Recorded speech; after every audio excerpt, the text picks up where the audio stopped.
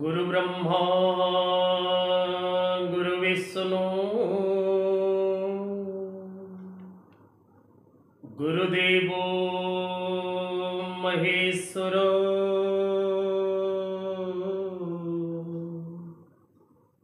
गुरु साक्षात् परम ब्रह्म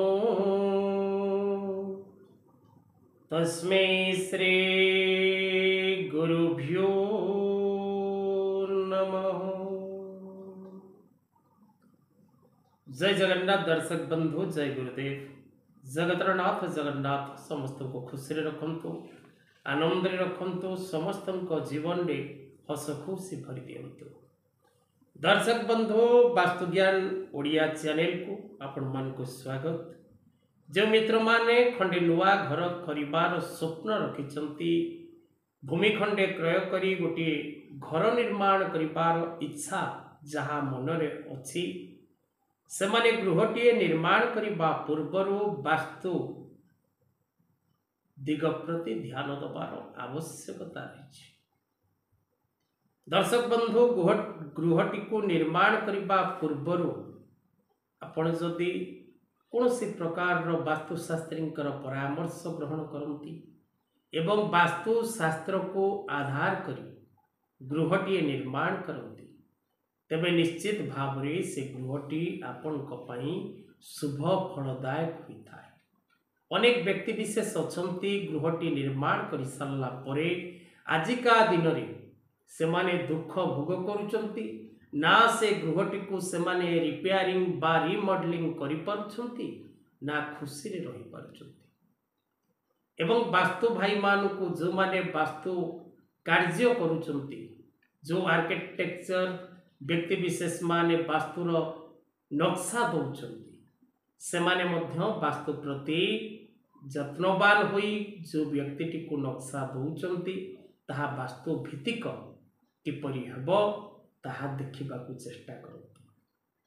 एवं जो वास्तुविद माने गृहटीए निर्माण करने भागपत्र दौरान बा जगह देखुंट बा माटी परीक्षा करुंच से माने मध्य गृहकर्ता को गोटे भाग दबा पूर्व शतबार चिंता करी गृहर भाग प्रदान करने को चेष्टा करते। आपण मान को अनुरोध करा जाउछि ताहा आपण को ऊपर निर्भर करे, किंतु गृहकर्ता आपण गोटे गृह निर्माण करने पूर्वर उपयुक्त वास्तुविद परामर्श नवा को कदापि भूलंतु नहीं।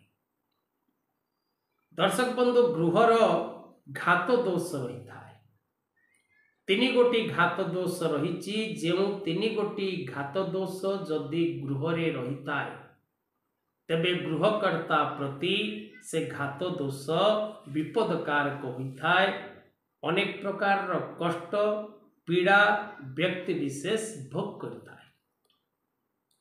तेणु से घात दोष कौन एवं से घात दोष गुड़िक कौन कौन से विषय रे आज कार्यक्रम माध्यम आमे आलोचना करबा।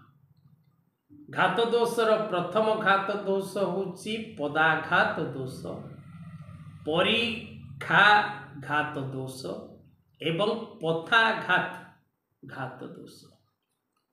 पदाघात, परीक्षा एवं पथाघात ये तीनोटी घात दोष रही।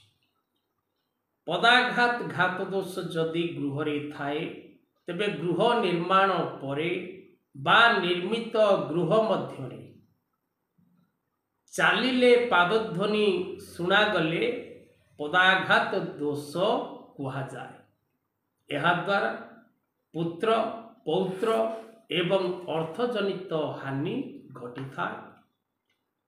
परीक्षा घात दोष कहिले जे गृह निकटरे थिबा पुष्करणी नदी कूओ आदिर जल उपरे गोटे बाड़ी बाड़ेले जेपरी आवाज शुभे कि गोटे पत्थर पकेले जेपरी शब्द शुभे, जदि गृह मध्यरे सेपरी शब्द शुभु थाए तेबे से गृहरे परीक्षा घात दोष रही था। पथाघात दोष से गृह थाए जो गृह निकटरे जाइथिबा रास्ता उपरे पाद द्वारा आघात कले जदि आघात शब्द गृह मध्यरे सुना जाए तेबे पथाघात दोष होता है। अर्थात पथ रास्ता रे जदि कौन सी आघात आम दौचे जदि से आघात गृह मध्य को शुभा जाए तेबे पथाघात दोष सृष्टि होता है। तेणु एपरी तीन गोटी दोष थिबा गृह रे आपण कदापि बसवास करिवे नाही। अशांति सृष्टि हब, वंशहानि हेब, अर्थपीड़ा लगी रहिबो, कोर्ट कचेरी माली मकदमारे आपण पड़िबा निश्चित अटे। तेणु एक प्रकार तीन गोटी गृह मध्यरे बसवास करिबा वास्तुशास्त्र सम्मत नुहे।